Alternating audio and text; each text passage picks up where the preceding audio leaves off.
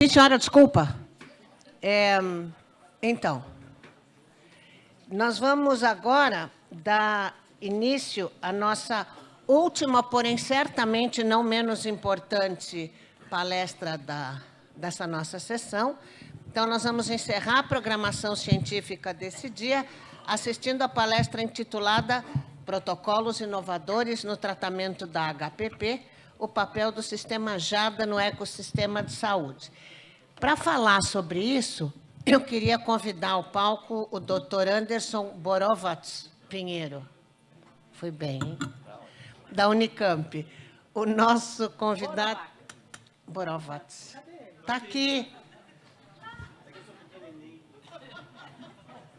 O nosso convidado é médico com especialização em gestação de alto risco pela Unicamp, é mestre e doutor pela Unicamp, pós-doutor pelo Mass General da Harvard University, é integrante do grupo Maternar e coordena a equipe de ginecologia e obstetrícia do Hospital e Maternidade Madre Teodora.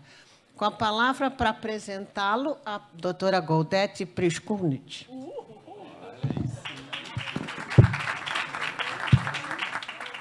Se a Ana não falasse Priskunich, eu ia ficar preocupada. Doutor? Eu não quero arriscar. Não arrisca, não arrisca. Quanto? Esse aqui 840? Tá okay? Isso é porque a SBAN em peso está assistindo online. Porque está todo mundo comentando no WhatsApp. Doutor, brinda-nos com a sua sabedoria. Eu sou obstetra. Conheço o JADA, participei de vários advisory boards do JADA. Acho um sistema fantástico. A hemorragia pós-parto é gravíssima e as pacientes morrem, tá? No século XXI, no ano 25 do século XXI, é inimaginável pensar que uma mulher pode morrer no pós-parto. Você concorda comigo? Concordo. É inimaginável. Então, assim, para mim, morte evitável, para mim, né, que fiz ginecologia e obstetrícia, é a minha formação como médica, terminei minha residência em 84, então já tem um tempinho isso. Imaginar isso, quando eu fiz a residência, você tinha, e a gente tinha medidas heróicas, cheguei a abrir muitos abdômenes para ter que fazer esterectomia puerperal, em hemorragias pós-parto normal. Então, que você tomava aquelas medidas heróicas, fazia um monte de coisa e não conseguia resolver, e você abria uma longitudinal, doutor, porque não tinha naquele tempo a gente não fazia fanistil.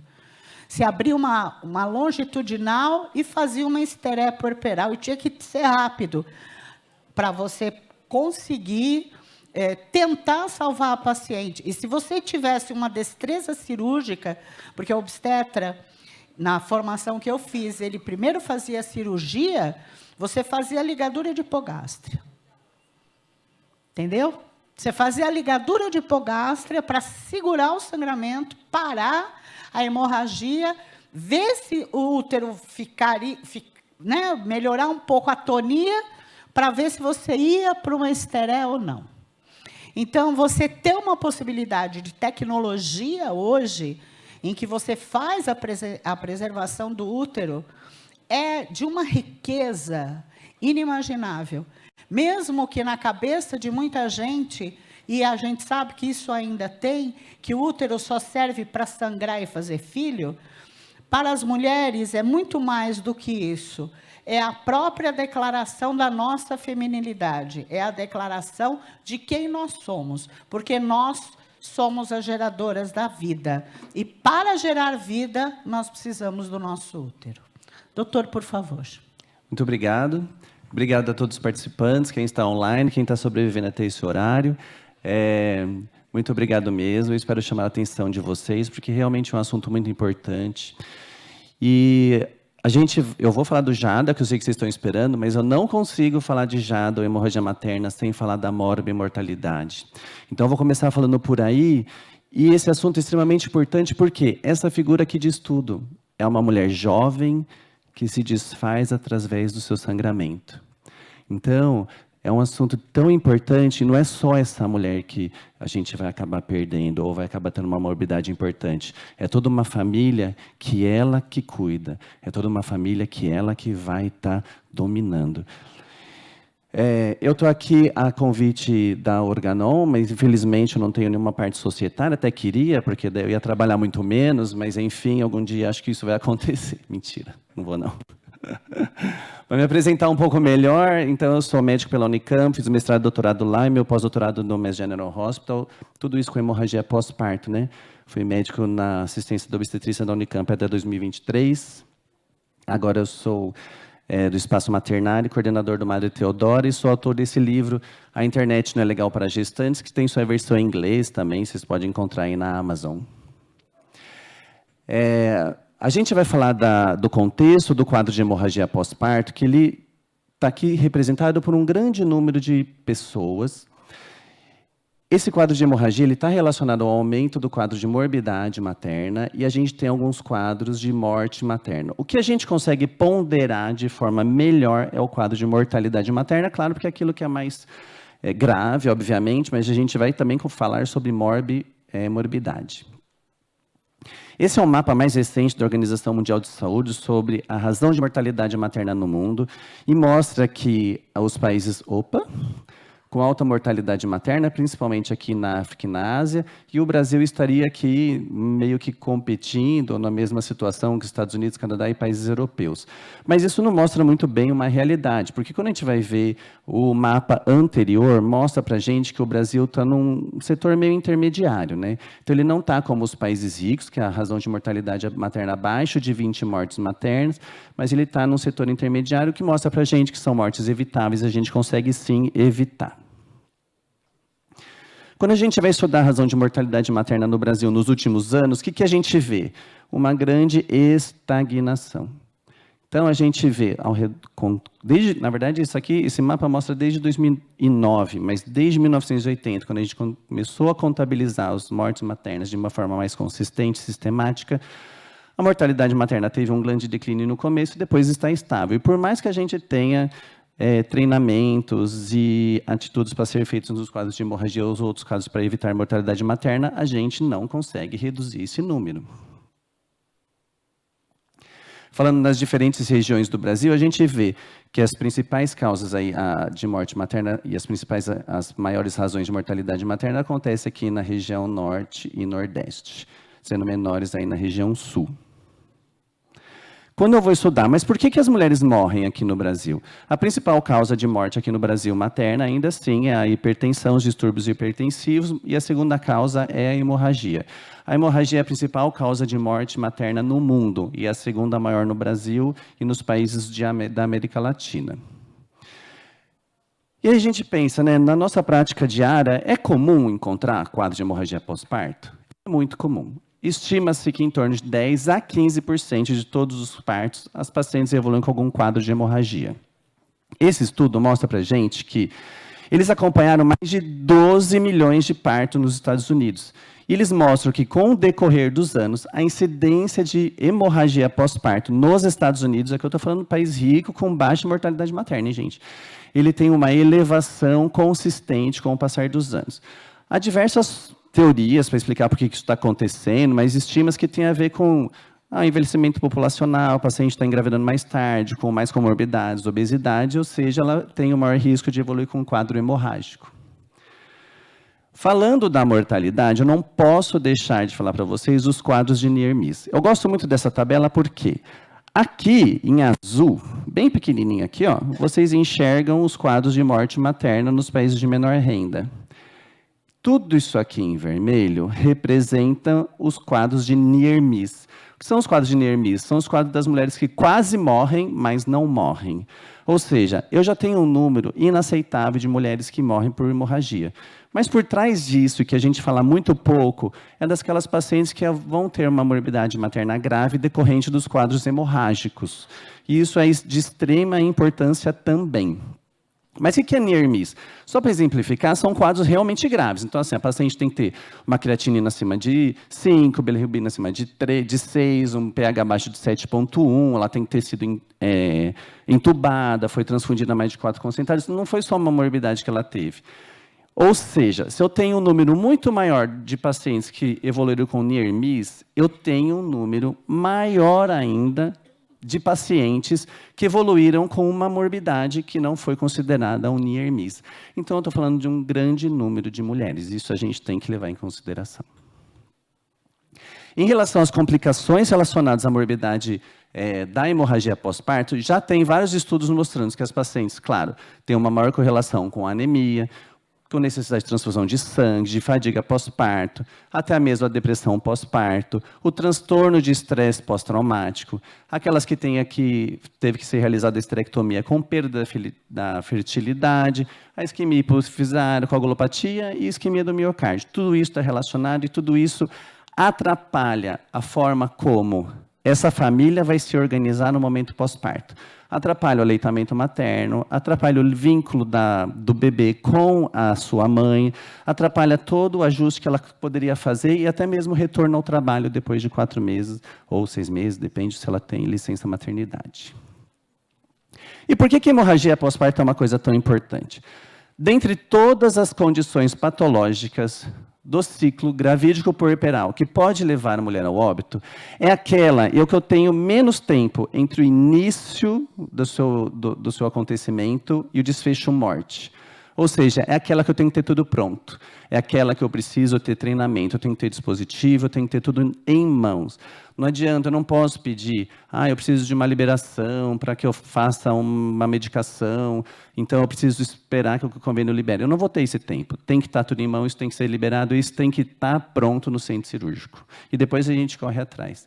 Lembrando que a circulação no útero, no final da gravidez, é em torno de 600 ml de sangue por minuto.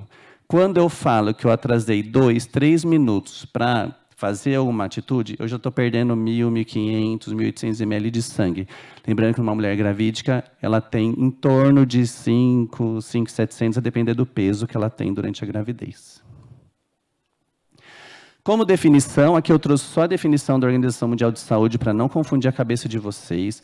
A hemorragia pós-parto é aquele sangramento que é acima de 500 ml nas primeiras 24 horas pós-parto e é considerada hemorragia pós-parto grave como sangramento acima de 1.000 ml após esse nascimento. Ou qualquer sangramento que vai gerar na paciente qualquer instabilidade hemodinâmica, e isso sim deve ser prontamente tratado. Tem alguns fatores de risco que são identificáveis para a gente saber se a paciente vai evoluir com hemorragia pós-parto ou não. E isso inclui uma publicação do New England, se ela já tem cicatriz anterior, se ela já tem mais do que 4º parto, se ela tem placenta prévia, se ela já tem um sangramento anteparto. Mas a verdade é que 60% a 70% de todas as mulheres que evoluem com hemorragia pós-parto não tem fator de risco. Então, a gente tem que estar preparado para tratar a hemorragia pós-parto para todas as pacientes, seja ela considerada de baixo, médio ou alto risco. E aí, como que a gente academicamente discute? Como que a gente vai conseguir reduzir, então, essa mortalidade materna e por que a gente está sendo tão ineficaz, né? Então, várias são as teorias. Eu vou trazer só algumas aqui para vocês, por causa do tempo, mas, basicamente, a gente precisa sempre estar fazendo treinamentos e simulações periódicas com a equipe. E não é só a equipe médica. Eu acho que médico adora treinar médico, mas eu acho que a gente tem que treinar toda a equipe multidisciplinar, anestesista, enfermeiro, técnico de enfermagem. Tem que ver todo mundo que está apoiando essa paciente, suportando, porque todo mundo tem que estar ciente de diagnóstico precoce, tratamento rápido e eficaz dos quadros hemorrágicos. Obviamente, melhorar os cuidados pré-natais, como, por exemplo, uma identificação e um tratamento da anemia. Realizar para todos os casos a profilaxia com hemorragia pós-parto com drogas extremamente eficazes. A gente tem que estar sempre focado no diagnóstico precoce dos quadros hemorrágicos. Quanto antes você introduzir o tratamento, mais efetivo ele é. Então, aí sim, a gente vai introduzir o tratamento rápido e eficaz e a gente tem que ter disponibilidade de recursos, porque senão não adianta nada O Anderson, que é super especialista em hemorragia pós-parto, ele trabalhar no lugar, sabe diversas técnicas cirúrgicas ou não cirúrgicas de tratamento e está num lugar que não tem disponibilidade de recurso. A gente fica limitado, não tem como fazer. Falando um pouquinho aí sobre o tratamento rápido e eficaz, basicamente toda mulher com hemorragia pós-parto, ela tem que ser considerada como um quadro grave. E assim, ela vai seguir como a gente trata em tudo na medicina. ABCD, assegurar vias aéreas, assegurar IV lines, né, acesso venoso, calibroso, coleta de exames, potencializar a oxigenação com oxigênio, esvaziar a bexiga, manter a paciente aquecida. Isso para toda paciente que evolui com hemorragia. Pode acontecer um overtreatment? Pode. Mas, assim, a gente nunca vai errar pelo excesso. A gente sempre vai errar se a gente esquecer um desses fatores. O tratamento inicial da hemorragia pós-parto vai estar baseado na principal causa dela, que é a hemorragia causada por atonia. Atonia é aquele sangramento que ocorre quando o útero não contrai de forma suficiente. Então, como basicamente 70% dos quadros de hemorragia são causados por atonia, a gente vai focar inicialmente o tratamento da atonia para todos os casos de hemorragia. E como é que está sendo realizada a recomendação oficial? Isso aqui, desde quando a gente estava discutindo, no meu pós-doutorado lá em 2019, era a realização do tratamento da hemorragia pós-parto na forma de um bundle. O que é um bundle? Um bundle é de 4 a 6 intervenções que a equipe de saúde ela vai fazer para todos os casos que você tem um diagnóstico. Então, aqui eu tive um diagnóstico de hemorragia pós-parto, eu vou fazer o bundle de primeira linha. Qual que é o bundle de primeira linha? Nesse caso, são 4 fatores, que é realizar massagem uterina, realizar algum uterotônico, aqui no Brasil a gente usa a ocitocina, realizar o ácido tranexâmico na dose de 1 grama e realizar a infusão de cristalóides. Então, é sempre assim. Mas minha paciente está com hemorragia, eu acho que é por outra causa que não anatomia. Você vai fazer isso daqui primeiro.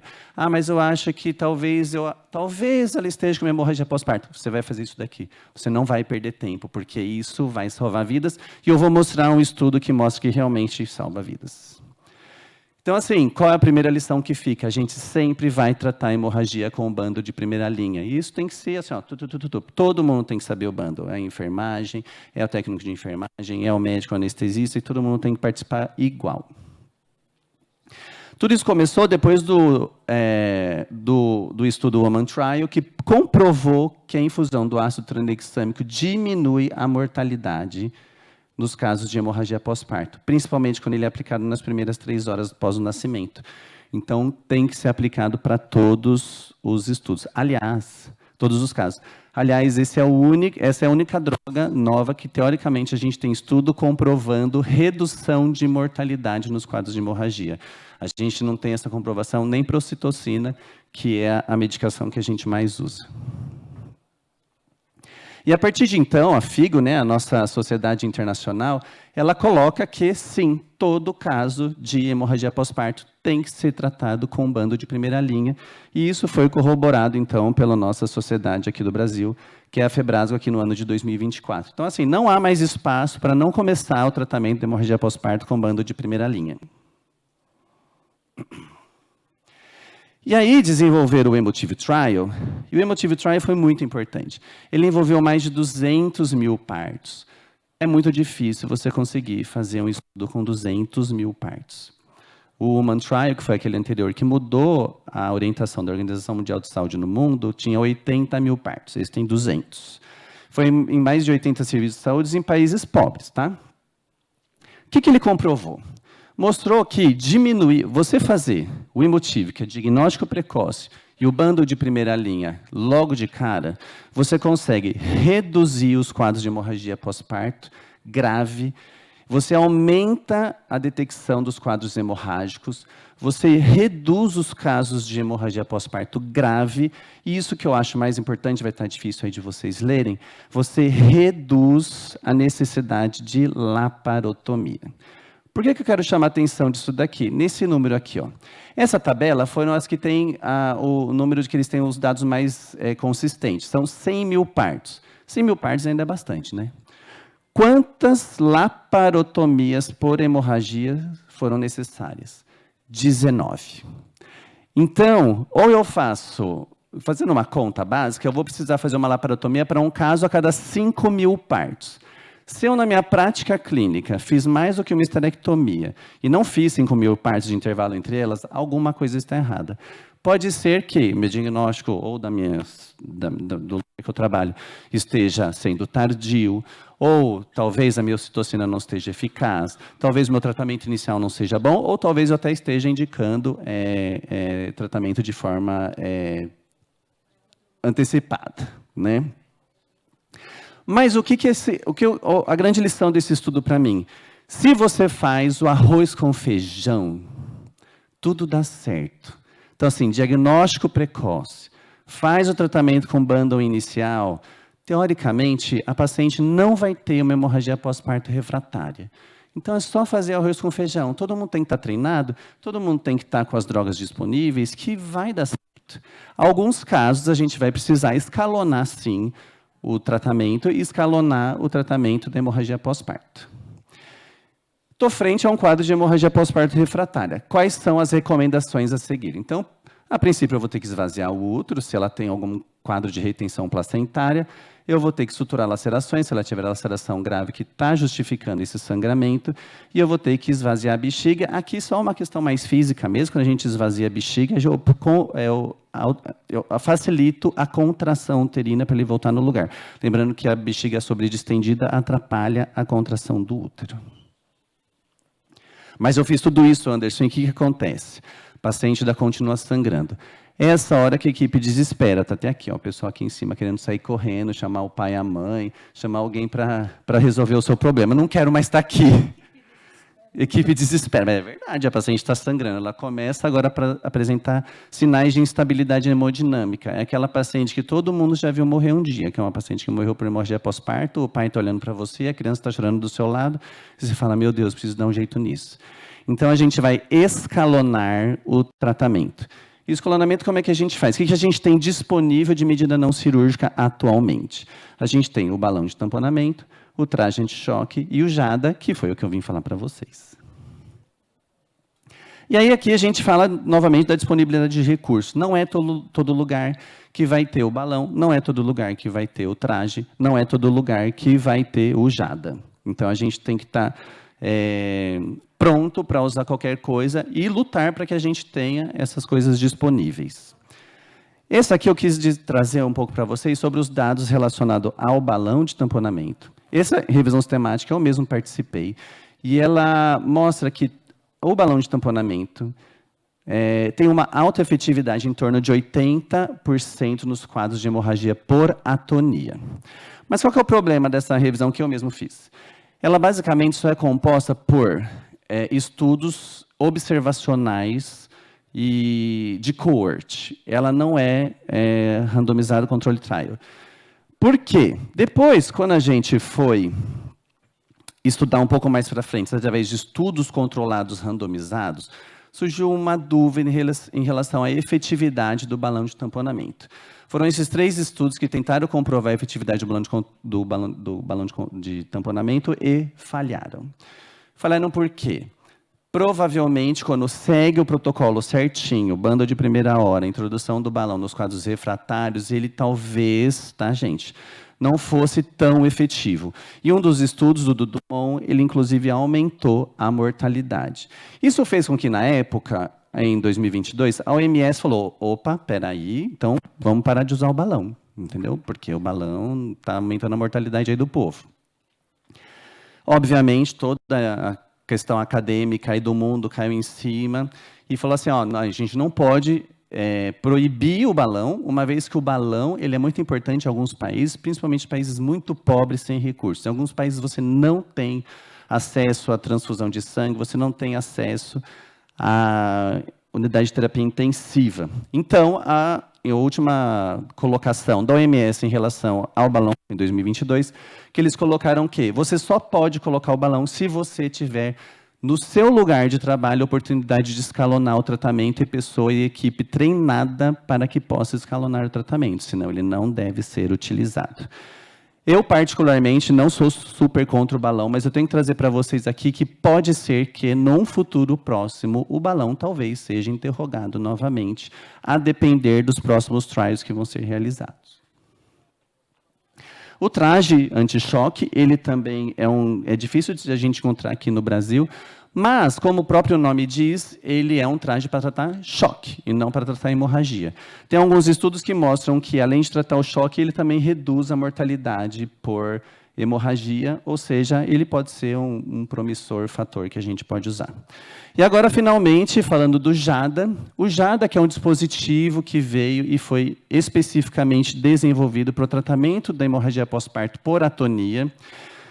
E ele é formado por uma alça, né, aqui de silicone com vários furos, tem vários furinhos aqui dentro, um balão de selamento e um sistema que liga essa alça a um sistema de vácuo. Então está aqui, ó, representativamente na figura, a alça fica dentro do útero, o balão de selamento fica na vagina, e ele fica ligado a um sistema de vácuo que a gente tem em toda a sala cirúrgica, e ele vai promover a sucção desse conteúdo sanguíneo que tem dentro do útero e promover a contração do útero ao redor do dispositivo, mostrando ser um pouco mais relacionado à sua fisiopatologia. Então, se eu tenho a atonia que o útero não está contraindo, através do seu sistema de vácuo, ele vai promover a contração uterina ao redor do dispositivo. Então, basicamente, o que eu preciso? Eu preciso do dispositivo, né, do JADA, propriamente dito. Ele já vem aqui com todas as cânulas, tudo certinho, e eu preciso estar ligado a um sistema de vácuo que a gente tem na sala cirúrgica, e é um sistema de vácuo de baixa pressão, é de 7 a 9 centímetros de mercúrio. E ele também já foi corroborado aqui pela Febrasgo, a nossa sociedade do Brasil. Falando sobre a curva de aprendizado que a gente falou anteriormente, aparentemente a inserção do JADA é usado pela primeira vez, ele é considerado como de fácil utilização por 98% das pessoas que fizeram uso do JADA pela primeira vez. Eu tive a oportunidade de usar uma vez o JADA em uma paciente minha que sangrou e realmente é bem fácil. Então, assim, passando por treinamento, e a gente está disponibilizando o treinamento aqui, e às vezes nos congressos, e você também consegue ver alguns vídeos no YouTube, realmente é muito fácil a gente fazer a inserção do dispositivo. Então, novamente, a gente insere aqui dentro do útero, ele é sempre inserido via vaginal, mas também pode ser inserido pós-parto cesariana, desde que você tenha uma dilatação mínima de 3 centímetros do colo uterino, para permitir a passagem do dispositivo. E aí eu vou ligar, aumentar aqui, né, aumentar o volume do balão de vedação, que fica dentro da vagina, e isso daqui eu vou permitir com que o sistema de vácuo funcione, porque não adianta eu só ligar o vácuo e não fazer uma vedação. E aí a mágica acontece, o vácuo vai trazendo as paredes do útero ao redor do dispositivo, eu vou controlar o sangramento e permitir a contração do útero ao redor. Ao mesmo tempo, todo o sangue que é extraído aqui por dentro do dispositivo, ele é contabilizado e eu consigo saber qual é a média de sangramento que eu tenho após a instalação do dispositivo, certo? Oficialmente, a gente tem 2 grandes estudos. O primeiro é esse aqui, o estudo Pearl, que ele foi feito lá nos Estados Unidos em 107 pacientes. E esse é um estudo totalmente controlado para a inserção do dispositivo. O que ele mostrou para a gente? Que o JADA controlou o sangramento em 94% das participantes, que a mediana de perda sanguínea após a inserção do dispositivo foi em torno de 110 ml, e que isso acontece muito rápido, em torno em 3 minutos após a inserção do dispositivo no sistema de vácuo. Então, realmente é um sistema que consegue controlar o sangramento de forma rápida e eficaz. A orientação é que ele fique, depois que controlou o sangramento, durante 1 hora conectado no sistema de vácuo. Depois que passou essa 1 hora, está orientado a desligar o sistema de vácuo e ficar observando o sangramento. Se o sangramento retorna, você pode religar o equipamento. Se ele não retorna depois de meia hora, você acaba retirando aí toda a situação. Nesse estudo mostrou que o tempo médio, né, a mediana, do tempo do vácuo ligado ao dispositivo foi de 2 horas e 24 minutos e o tempo total até retirada de 3 horas e 12 minutos. Esse estudo RUB é um estudo de vida real. Então, assim, o JADA estava lá disponível nos serviços e eles viam quais as situações que iam acabar utilizando aí o JADA. E quais foram os resultados? Então, basicamente, ele teve uma efetividade de 92% para parto vaginal e de 83% para parto cesariana. E que a efetividade é quanto maior, a maior efetividade, quanto menor o sangramento teve antes da inserção do dispositivo. Ou seja, mesmo nos casos do uso do JADA, eu não posso retardar a inserção do dispositivo. Quanto mais eu retardo, quanto mais sangramento ela tem, menor a efetividade. Então, se a paciente tem um sangramento acima de 3.000 ml antes da inserção, a efetividade já vai cair para quase 50%. Tá? E aqui está a correlação entre a efetividade relacionada à perda sanguínea antes da inserção do dispositivo, correlacionada com a morbidade materna, que é a transfusão de mais de 4 concentrados de hemácia, admissão em UTI e a necessidade da realização de esterectomia. Ou seja, quanto mais eu espero para inserir o dispositivo, quanto mais tempo eu atrasei para inserir o dispositivo, pior é a morbidade materna, menor é o sucesso do dispositivo. Ah, mas é um dispositivo aí intraútero. Como é que é? Tem efeito colateral, algum efeito adverso? Tiveram algumas, nesses 2 estudos, algumas descrições de complicações possivelmente relacionadas ao uso do dispositivo, como, por exemplo, o ocasionamento de endometrite, uma ruptura de uma laceração vaginal, uma vaginose bacteriana, ou os casos de choque, que foram descritos como potencialmente relacionados ao uso do dispositivo, mas que, efetivamente, nenhum foi definitivamente relacionado ao uso dos dispositivos. Então, o que é esperado com a inserção do sistema JADA? Que a gente tenha uma redução da morbidade, que a gente vai conseguir manter a fertilidade da paciente, visto que eu não vou ter nenhum procedimento cirúrgico, que eu vou reduzir a admissão em UTI, que eu vou reduzir internação, o tempo de internação, vou reduzir transfusão sanguínea e reduzir complicações precoces e tardias. Ah, tá bom, Anderson, você acha isso, né? Eu acho. Mas o que a gente tem de estudo para comprovar que isso realmente está sendo eficaz? A gente tem 2 estudos, 3 na verdade, mas 2 que trazem dados mais consistentes, mas eles têm baixo número de utilização. Lembrando que, vocês lembram do Emotivo Trial que eu mostrei para vocês? Eu precisei de 100.000 partos para ter 19 complicações refratárias ao Emotivo inicial. Para eu ter um estudo realmente substancial, comparando o balão e o JADA, eu vou precisar de um número, sei lá, incontável de partos, 500.000 partos, para a gente conseguir ter um número significativamente, estatisticamente significativo, para comparar os 2. O que a gente tem, por enquanto, são estudos pequenos, o que comprovou até agora. Que eu tenho através da utilização do JADA, comparado ao UBT, redução da utilização do hemoderivados, isso foi o P menor que 0,01. Eu tenho redução do tempo de internação e do tempo da permanência em unidade de terapia intensiva. Eu tenho redução, provavelmente redução das potenciais intervenções cirúrgicas que podem acontecer, como esterectomia. Aqui eu mostro que, no caso do JADA, a gente teve 0 casos, e no caso do BT teve 36% dos casos, que acabaram evoluindo com esterectomia, mas esse número não era comparável, porque o número de esterectomias ainda era muito pequeno, então a gente precisaria de um estudo maior para ter um número comparativamente através de uma linha P. Então a gente tem uma provável redução de intervenção cirúrgica. Tem uma redução dos dias de internação pós-parto, para os casos de JADA, as pacientes ficaram em torno de 2,1 dia, e para os casos de UBT usaram aproximadamente 5 dias de internação. E, finalmente, uma redução de reinternação por quadros de hemorragia após a liberação da paciente. Bom, basicamente era isso que eu tinha para falar para vocês. Por que a gente luta tanto em relação à hemorragia pós-parto? Porque a gente quer as suas famílias reunidas e felizes com seus filhos em casa.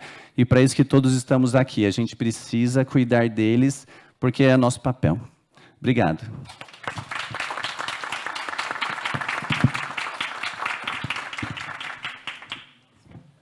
Perfeito. Perfeito. Sucesso. Eu como obstetra, eu sou muito suspeita, né? Ainda da velha guarda, né? De ter vi paciente morrer por hemorragia pós-parto. Vi. Na hora que você falou, né? Ficar todo mundo doido no centro cirúrgico, é verdade. Do tempo que você usava aqueles aventais de açougueiro, né? Porque a gente fazia os partos, e aquele monte de compressa ensanguentada, jogado no chão, porque você ia tentando resolver e não conseguia, e a paciente morria. Não era fácil, não.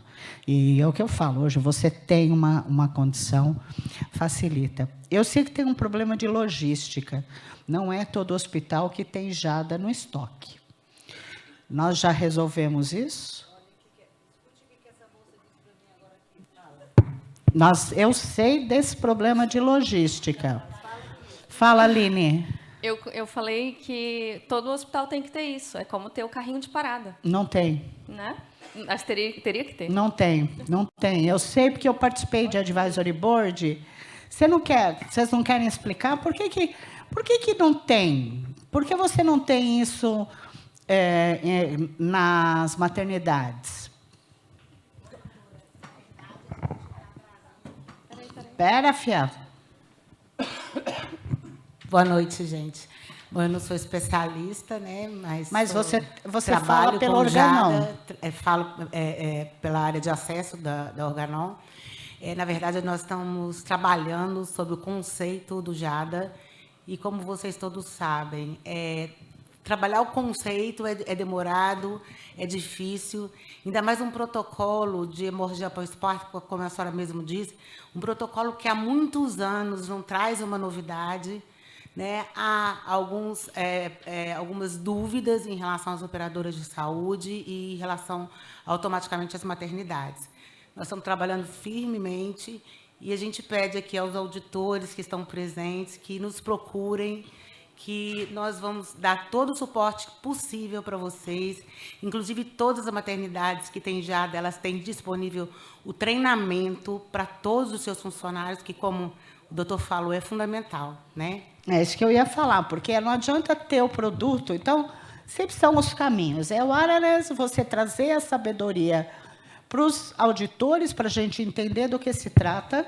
Você vai ter que dar a curva de aprendizado para o obstetra, porque ele tem que aprender a usar os protocolos dentro das maternidades, porque é caso grave. É urgência obstétrica, é desespero em centro obstétrico. Quem não faz maternidade talvez não tenha ideia do desespero que é uma hemorragia pós-parto. Aí eu falo porque, gente, é um desespero a hemorragia pós-parto. Então, esse tipo de aprendizado vai ter que ser feito, não tem jeito. E tá? sabe uma coisa que eu acho importante? Já vou escutar. Eu não sei qual é a sua impressão, mas a impressão que eu tenho é que a formação médica no Brasil, infelizmente, está piorando, principalmente em questão cirúrgica. Então, você falou na sua época, primeiramente fazia ligadura de hipogástrica. Hoje, as pessoas não sabem fazer. Não sabem nem o que é hipogástrica. Exatamente. Aí, daqui para frente, as pessoas não vão saber fazer esterectomia. É uma realidade, isso vai acabar acontecendo. Então, a gente precisa estar pronto com outras medidas alternativas para tratar esses quadros, como a gente falou, é uma tragédia, é um quadro muito rápido, o paciente evolui para óbito muito rápido, e se a gente não está preparado e com o dispositivo disponível, a gente não consegue tratar de forma adequada. Pois não. Fala, Ricardo. Alô? Oi. Quanto custa? Qual o preço? É isso, porque ele é um dispositivo e que você vai... Está em torno de R$13 mil. Quanto? 13. 13. Você sabe quanto é a bolsa de sangue? Não, eu não estou perguntando. Não é essa, não é a pergunta. A pergunta é assim, quanto custa? É um dispositivo que você uso único e que você utiliza, já está no centro cirúrgico, certo? É o silicone, a haste que vai... Isso tudo já está pronto. É um kit. É um kit que vem completo. de silicone, Com tudo. Exatamente. Tudo, e com os caninhos que você coloca lá. Né? É o bicho completo. Não pode custar isso. Ponto. Não pode. Ponto. Não, eu sei, eu estou dizendo. Mas eu acho que também Eu gente falei tem a mesma coisa na demonstração lá do Rio de Janeiro. Gente, não tem tecnologia, desculpa. Falei para o Leandro na época. Eu trabalhei 20 anos em obstetrícia, eu sou enfermeira obstétrica. E assim, realmente... Então, você sabe o desespero que dá na gente. É desesperador. Mas... Isso aí, gente. Vamos voltar lá para o assunto de ontem e de amanhã. A tecnologia dificulta o trabalho. Porque, assim, se a tecnologia vem para isso, o vácuo está lá. É um dispositivo que é maravilhoso. A ideia, quando eu escutei lá, eu fiquei maravilhada. Só que assim, a gente não tem dinheiro para pagar. Não, mas o hospital... Fala no microfone, o povo que está em casa quer ouvir. Eu só estou explicando que, assim, o JADA, ele tem uma eficiência e uma efetividade muito grande, mas ele é um insumo. Ele tem que estar dentro da negociação do hospital. Dentro do preço do parto. Quanto custa o parto? Ele tem que estar dentro do preço do parto. O pacote de parto custa, em média, 4... Dependendo do hospital, a R$10.000. Mas, Goldete, eu estou falando porque, assim, é um procedimento de urgência. Então, ele está fora do pacote. Isso não entra num pacote de parto. Veja, eu não vou discutir preço.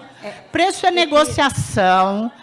Se a gente entrar nessa seara agora, às 19h30, não vai dar certo. O importante é entender o que é. Entendeu? Agora, tem que negociar? Tem que. A indústria vai poder rever isso? Vai ter que rever. Tem o preço do hospital que cobra suas gorduras? Tem o preço do hospital que cobra suas gorduras. Só que tem coisa que o hospital tem que cobrar gordura porque fica no estoque.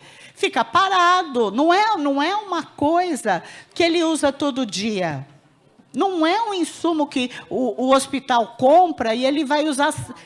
Semana que vem, ele não sabe quando vai usar. Gente, eu não estou... Olha aqui, eu sou crítica, mas eu não estou defendendo. Porque ele também não sabe quando vai usar. Não é uma coisa que você usa toda hora. Então, de novo, como a Helena fala, é sentar, negociar, ver como é que nós vamos poder fazer. E, de preferência, não ter que usar. É urgência obstétrica, não quero usar, pelo amor de Deus. Mas ele traz um dado interessantíssimo, que a maioria dos casos de hemorragia pós-parto, a gente não tem como prever. Não há uma previsibilidade de eu chegar e falar, eu posso até pegar uma doença hipertensiva específica da gestação e pensar, tome cuidado que esse caso pode encacar, mas eu não tenho certeza que isso pode acontecer. Então, a gente volta naquele ponto. Tá? Tem uma pergunta lá, e eu vou encerrar depois da tua pergunta, porque são 19h30. Exatamente. Na verdade, a doutora Goldete falou basicamente tudo. Claro, o preço do JADA é esse, e a gente fala com muita tranquilidade, porque quando a gente coloca no papel o preço do JADA versus o custo da hemorragia pós-parto, a diferença é significativa. Entretanto, aqui não é o lugar para a gente falar sobre isso. As particularidades de cada operadora de saúde, de cada hospital, a Organon é uma companhia que ela preza, ela trabalha e ela estuda exclusivamente saúde feminina. E a gente está aqui exatamente para ampliar esse acesso. E, claro, que à medida que as operadoras de saúde, os hospitais vão utilizando, é claro que a gente começa a ter um outro patamar de negociação. E nenhum hospital que nos chamou para conversar deixou de ter o JADA. Isso que eu gostaria de dizer para vocês. Nos procurem, e isso é um assunto que a gente vai tratando de acordo com o perfil e a realidade de cada um. Vamos sentar à mesa. Só não deixem de oferecer essa oportunidade. Tá vamos bom? sentar à mesa para conversar. Colega lá atrás e vamos encerrar. Tia Goldete está cansada. Eu estou aqui desde a primeira hora, 8h da manhã. Boa noite, eu sou Daniel. Sou importador de tecnologias, né, para o nosso país. E o único comentário que eu gostaria de fazer é que é necessário olhar o lado do investimento da indústria. Todo mundo, o preço, isso aqui não vale. Mas quanto custou desenvolver essa tecnologia? Quanto custou chegar isso para o nosso paciente? Ninguém lembra o quanto é gasto para fazer um estudo de um produto. Se a gente fala de medicamento, troca um princípio ativo e entra com uma nova indicação, e aí a CEMED aprova, bacana, aí está tudo bem. Então, eu acho que a gente tem que começar a entender isso também. Senão, nós não vamos ter oportunidade. A indústria nacional, a indústria brasileira, também não vai estudar, porque nos outros países que são desenvolvidas essas tecnologias. Então, a gente tem que parar um pouco com isso também.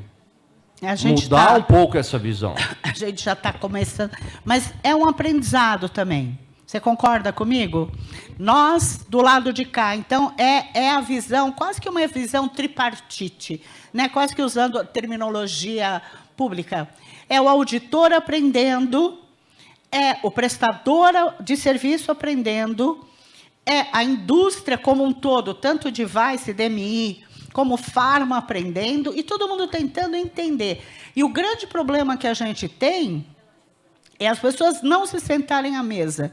A polarização que nós vivemos chegou a tal ponto que nós não estamos mais cultivando o hábito do consenso, de se sentar à mesa para conversar. Eu não concordo com você, mas me explica, vamos conversar. O dissenso, ele é extremamente produtivo, que é onde você aprende.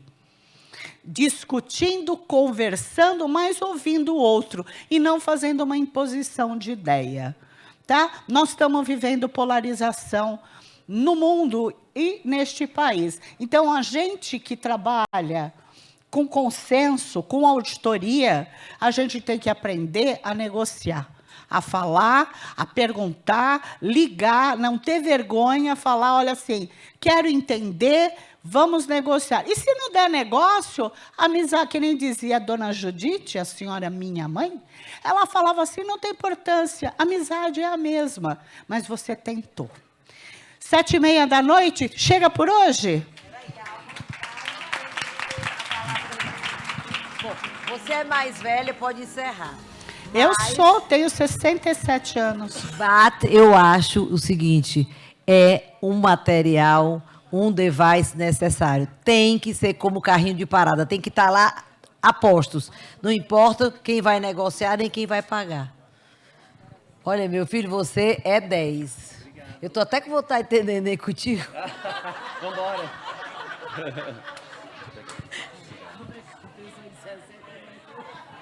Bota a mão atrás da minha cintura, Gold.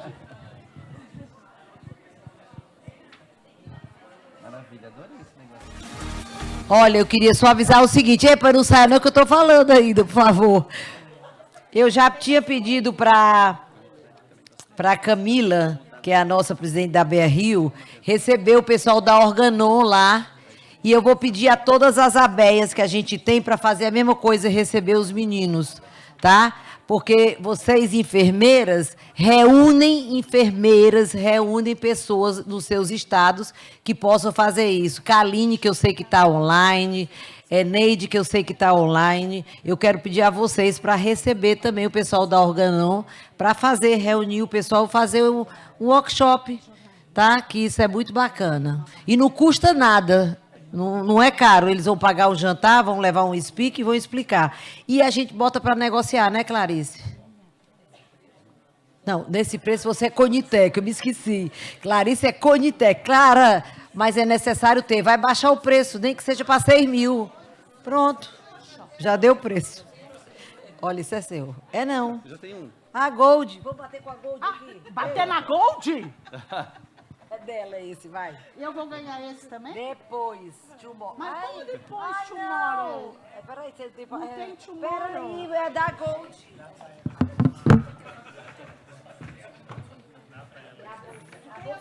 A bolsa você recebeu a jangada aqui. querida? Não, bem, eu ganhei jangadinha. Então, mas você quer um desse? Claro.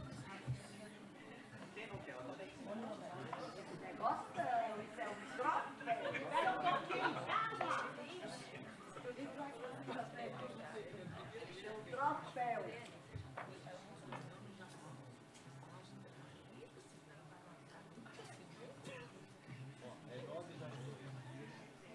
Gente, nós fechamos a noite com chave de ouro.